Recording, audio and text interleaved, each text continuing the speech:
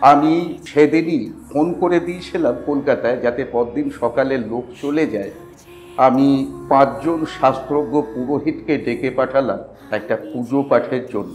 তা সেখানে প্রথমে তো আমি আমার যা কর্ম সেটা করলাম। তিস্তাকে তখন নিয়ে আসা হলো ওখানে, তিস্তাকে নিয়ে এসে ওই জায়গায় বসানো হলো।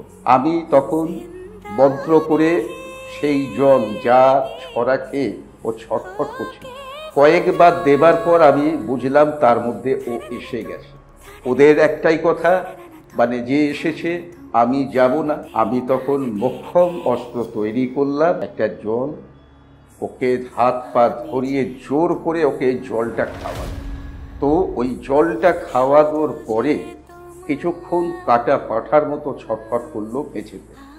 আমি বুঝলাম ওর বডি ও ছেড়ে বেরোলো।